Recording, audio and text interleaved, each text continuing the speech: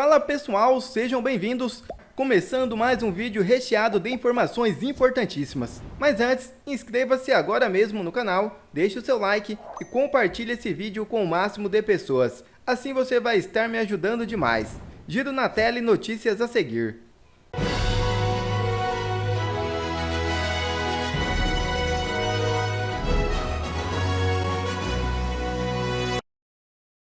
Lira abala o sistema ao falar sobre as eleições de 2026. É isso mesmo.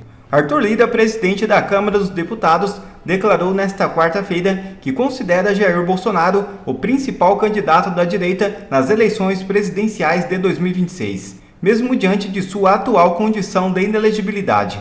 A fala ocorreu durante o evento Fórum J, Brasil em 10 anos. Abre aspas. Nós temos a direita. Ao meu ver, Bolsonaro candidato. Não vejo outro candidato que não seja ele mesmo. Se vai ter inelegibilidade ou não, isso a gente vai saber no período da eleição. Fecha aspas, afirmou Lira. Ele comparou a situação do ex-presidente a de Lula, que também enfrentou inelegibilidade e foi substituído nas urnas antes de retomar sua elegibilidade. Bolsonaro poderá registrar candidatura em 2026 até que eventuais pedidos de impugnação sejam julgados. Vale ressaltar que uma anistia em favor de Bolsonaro pode ocorrer na Câmara, o que dependerá justamente de Arthur Lira. O sistema está em desespero. O clima no Planalto está tenso. O PT está desesperado. As eleições de 2024 mostraram a total derrocada do PT, da esquerda e principalmente de Lula. Para piorar a situação, Donald Trump venceu Kamala Harris, que tinha o apoio de Lula. O dólar já ultrapassou os R$6, o maior valor da história. Tudo mostra que o petista não engana mais ninguém. Até os dias de hoje, ninguém consegue entender como Lula venceu as eleições em 2022. Lula tem vivido dias de terror no Planalto. Bolsonaro acusa o Globo de espalhar fake news. Segundo o ex-presidente, o jornal teria tentado vinculá-lo ao crime de lavagem de dinheiro. Veja o vídeo. Bom dia a todos. Quinta-feira, 5 de dezembro. Acordo hoje com a matéria no jornal O Globo. Polícia Federal apreende contrato de reforma de R$900 mil em casa de Bolsonaro declarada por R$98.500. O que a Globo quer com isso? Mostrar que eu estou lavando dinheiro, que eu vendi algo que não me pertencia e estou investindo numa reforma lá na Vila Histórica de Mamucaba. Detalhe, fiz a reforma sim, de R$900 mil e paguei em Pix. Tudo declarado no imposto de renda. Inclusive o valor da reforma, obviamente. Essa casa eu adquiri, ou melhor, a construí nos anos 90, sem problema nenhum. Rede Globo não tem nada de ilegal. Paguei com Pix também, vou mostrar para vocês aí. Ou seja, tudo legal, sem problema. A mensagem que o Globo quer passar é que eu teria lavado R$900 mil, vendendo talvez algo que não me pertencia, eles gostam de fazer isso aí, para poder investir num patrimônio meu. Se deram mal mais uma vez. Agora, quem vazou esse contrato, segundo a própria imprensa, foi a Polícia Federal. Polícia Federal, vocês aprenderam muita coisa na minha mesa. Inclusive, 3 páginas de um inquérito. É isso mesmo? Vazem essas 3 páginas do inquérito. Ficaria muito feliz com esse vazamento. Bom dia a todos. Até a próxima fake news da Globo ou de outro órgão de imprensa. Um abraço a todos. E a ASFAV leva denúncias sobre abusos contra presos de 8 de janeiro a autoridades no CIPAC. A associação pretendeu conscientizar outros países a respeito de violações de direitos às quais os manifestantes foram submetidos. A Associação de Vítimas e Familiares do 8 de janeiro enviou a advogada Carolina Siebra, integrante do grupo, para levar denúncias sobre abusos contra presos do 8 de janeiro a autoridades que foram ao CIPAC, na Argentina. O evento conservador ocorreu na quarta-feira 4. O objetivo da viagem da ASFAV é conscientizar outros países a respeito de violações de direitos a quais os manifestantes foram submetidos. No ato, foi possível falar a respeito dos presos a parlamentares mexicanos da base do presidente Milei e com um candidato a presidente da Bolívia. No Supremo Tribunal Federal, as condenações dos réus chegam a 17 anos de prisão. Conforme o mais recente levantamento da Procuradoria-Geral da República, o STF já condenou 310 manifestantes. Ainda de acordo com a PGR, aproximadamente 500 pessoas firmaram um acordo de não persecução penal. Em um vídeo enviado à organização do evento, o ex-presidente Jair Bolsonaro falou sobre os presos do 8 de janeiro e pediu anistia. Veja o vídeo. Olá, amigos do CEPAC, que neste momento estão nesse país maravilhoso, a nossa Argentina. Mandar um abraço a todos vocês, que seja um evento bastante produtivo, como os demais foram.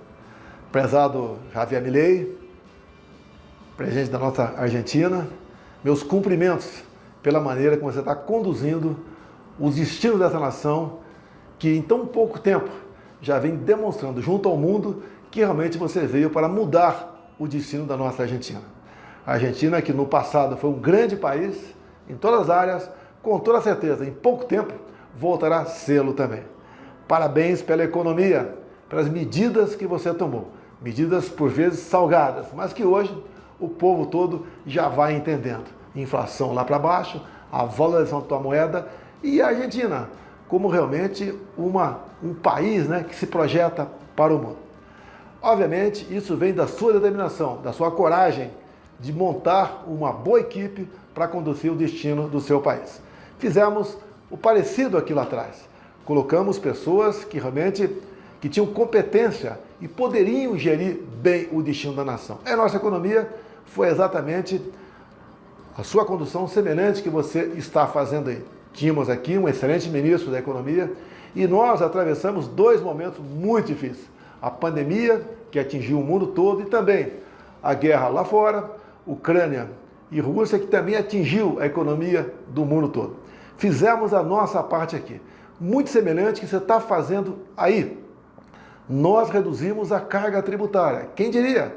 Passamos a diminuir impostos, como por exemplo, dos combustíveis, entre outros, e o Brasil passou a arrecadar mais. E fizemos uma coisa, aconteceu também, fantástica, como consequência da política de redução de impostos, além de arrecadar mais.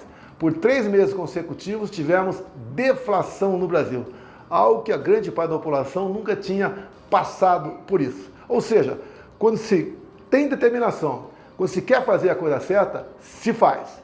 E eu espero que a Argentina continue, sob o seu comando, cada vez mais próspera e se apresentando para o mundo. Obviamente, outros problemas nós temos ainda. Você também vai vencendo. O que é mais importante no nosso meio é a questão da liberdade.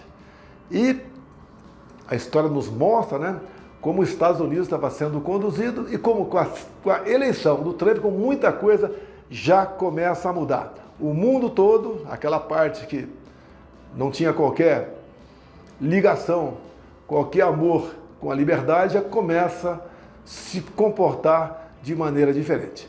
Há poucos dias, viu Trump falando sobre essa questão.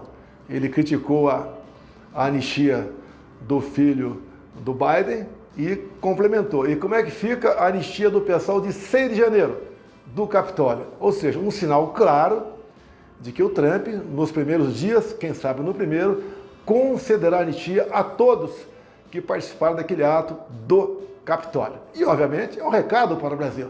Semelhantemente, aconteceu aqui, o 8 de janeiro, que não foi nada programado pela direita, foi programado pela esquerda, para dar esse desfecho. Hoje nós temos aqui mais de 100 pessoas presas, penas altíssimas, e muitos, Milei, estão refugiados no seu país. Então eu agradeço do coração esse acolhimento que você deu para essas pessoas, chefes de família, homens, mulheres, mães, pais, avós, idosos que estão no seu país. A dor deles é muito grande, que queriam estar aqui no nosso Brasil, mas por hora estão no seu país.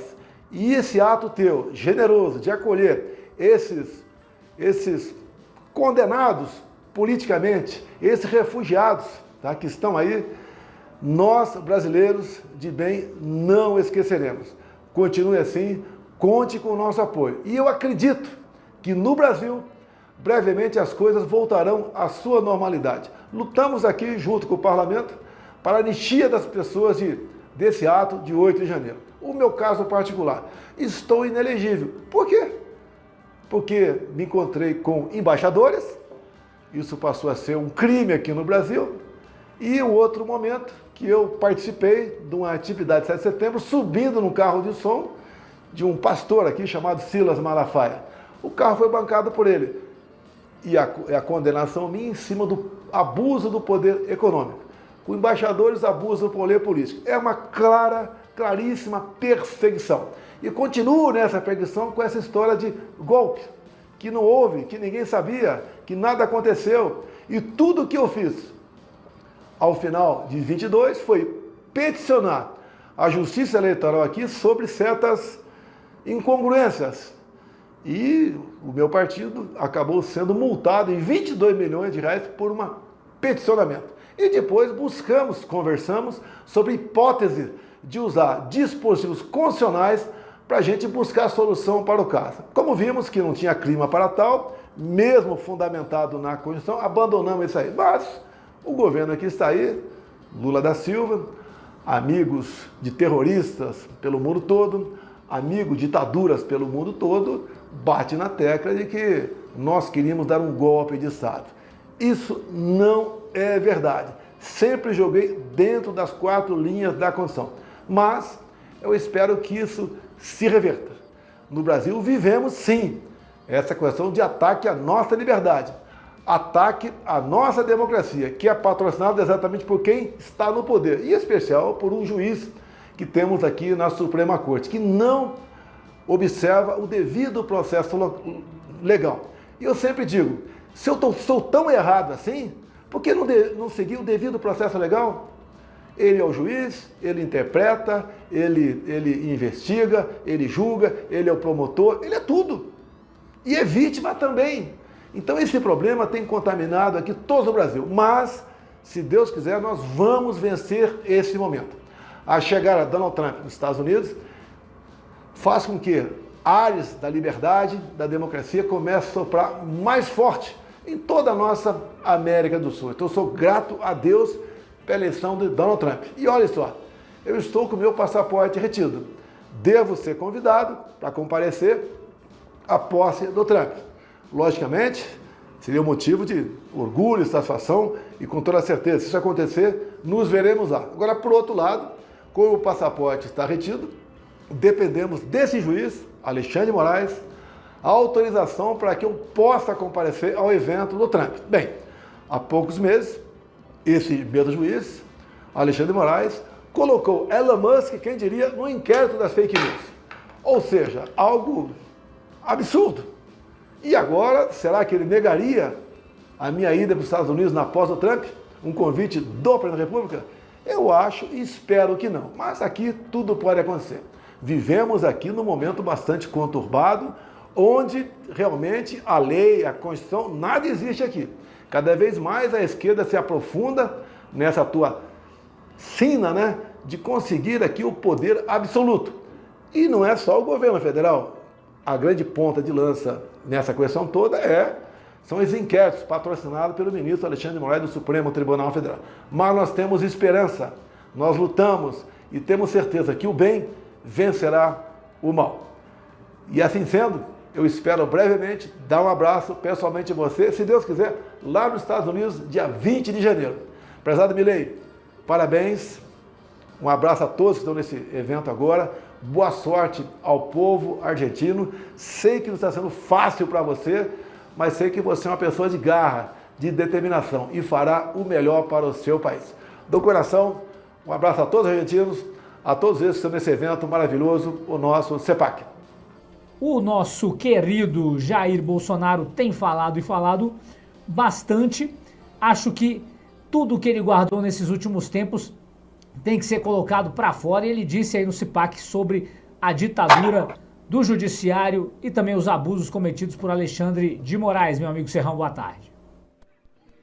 Saudações, meus amigos, meus amados haters, meu povo da Gazeta do Povo, meus super amigos Karina, Marcília e o meu querido e apresentador preferido, Guilherme Oliveira. Não adianta botar aquelas apresentadoras bonitas, não. O que vale é esse aí é que é o campeão, esse é que tem o meu voto e esse é o voto do relator. Falar em relator, olha, Jair Bolsonaro relatou pesado no CIPEC, na Conferência Conservadora lá na Argentina, e falou duro, duríssimo, contra especificamente o ministro Alexandre de Moraes. Aparentemente, parece que ele é o alvo do que Bolsonaro está escolhendo aí para o seu ataque-defesa, que na verdade é Bolsonaro quem a todo momento é atacado. Então ele está fazendo aí uma espécie de ataque-defesa. Mas essa personalização no ministro Alexandre de Moraes, ela não é real, não é concreta e não deveria ser objetiva, porque, na verdade, não é uma ação isolada do ministro Alexandre de Moraes. O Supremo Tribunal Federal como um todo está agindo da maneira, tomando as decisões que são do Supremo, não são do ministro Alexandre de Moraes. Então, isso tem que ficar claro. É muito importante que isso fique claro, porque a questão agora não é de personalização. A questão é institucional, é muito mais grave. Se fosse um problema pessoal, o soldado jogou o homem pela ponte. Opa, então prenda-se o soldado, puna-se o soldado. Mas não é esse o caso. Quem está jogando da ponte o parlamento, quem está jogando da ponte a democracia brasileira, não é um indivíduo. É o sistema. É uma instituição muito importante. Então a situação fica complicada assim se você não apontar o ponto correto, o alvo correto. O alvo correto é que a gente tem que ter uma mudança institucional no Brasil. E, para isso, é preciso baixar a bola. A gente está diante de um impasse institucional.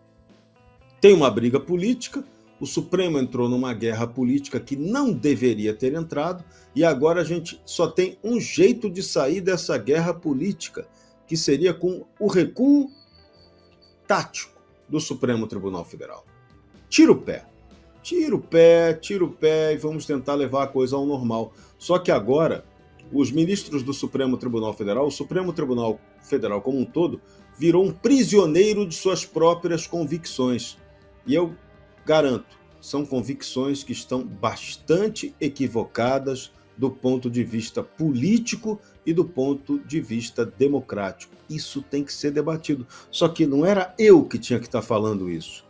Quem tinha que estar falando isso é o Senado da República, como um todo, levando tudo muito a sério. Quando você tem uma semana como essa, em que um ex-ministro do Supremo, atual ministro da Justiça, vai ao parlamento e diz claramente que não tem, que a imunidade parlamentar é relativa, ignorando completamente o que está escrito no artigo 53, no artigo 55 da Constituição, caramba, é para a gente ficar apavorado, não é para ficar preocupado, é para ficar apavorado. E apavora mais ainda que a reação a isso veio isolada, veio de um parlamentar que está efetivamente prejudicado, mas isso tinha que vir num corpo de todos, de todo o parlamento. O presidente da Câmara, o Arthur Lira, ainda ensaiou aí nessa semana mandar um recado. O Arthur Lira mandou uma mensagem bastante interessante que vale a pena a gente relembrar aqui o que disse Arthur Lira. Ele falou: não tenho dúvida de que o Congresso não vai falhar, não vai faltar, mas estamos num momento de muita instabilidade, de coisas que não são inerentes aos poderes das suas circunscrições. Disse Arthur Lira: você nunca vai ver um deputado julgando, como também não deveria ter juiz legislando. Para isso, existem os limites constitucionais. Então, até o Arthur Lira, que é muito comedido em suas palavras sempre, chamou a atenção. Está havendo um desequilíbrio institucional, está havendo um impasse. Esse impasse tem que ser resolvido. Não dá para a gente ficar nessa situação, nesse ataque permanente ao Jair Bolsonaro, nessa obsessão total de destruição política do Jair Bolsonaro. Até porque o efeito colateral disso está sendo exatamente o contrário. O Bolsonaro se fortalece cada vez mais politicamente. Só que quem fica em frangalho com essa história toda? Uma instituição importantíssima que é o Supremo Tribunal Federal. O Poder Executivo já está desmoralizado com o cara que o comanda. Aquele ali não tem mais salvação. Mas o Judiciário não pode se desmoralizar nunca. Não poderia nunca ter entrado nesse jogo da política, não poderia estar relativizando ou discutindo qualquer tese relativizadora da imunidade parlamentar num regime que se fala de boca cheia que é democrático. A gente sabe que não é, a prática mostra que não é, mas tem que ter ao menos coerência entre a prédica e a prática, entre o que é dito e o que é praticado. E a gente não está vendo isso acontecer no Brasil. E isso está levando a gente a uma crise muito grave, uma crise que, todo dia eu insisto, ela tem dimensão há algum tempo internacional. A gente mexeu com empresa norte-americana, a gente censurou a internet, a gente esculachou tudo aqui no Brasil. E quando eu falo a gente, que é o Brasil, somos nós. Eu estou aqui com minha roupinha aqui do Cabo da Faxina. O Cabo da Faxina tem o papel de falar essas coisas, né? Para quem puder ouvir, para quem quiser entender a realidade, né? Então esse é o papel, esse é o ponto a que nós chegamos no Brasil, um impasse. É hora de acabar com esse impasse. Esse impasse não deveria acabar na base da pancada, mas ele, a todo momento, o sistema está dando pancada, não para de dar pancada. O sistema no Brasil, o sistema de poder no Brasil, se comporta igualzinho àquele PM que jogou o rapaz do alto da ponte. Não é assim que se faz democracia em lugar nenhum. Quer ver mais conteúdos como esse? Então inscreva-se agora mesmo no canal e ative o sininho das notificações. Assim você não perde mais nenhum conteúdo que é postado aqui no canal. E também já deixe o seu like para o YouTube ajudar a divulgar o nosso trabalho. Fico por aqui e que Deus abençoe a todos. Brasil acima de tudo e Deus acima de todos.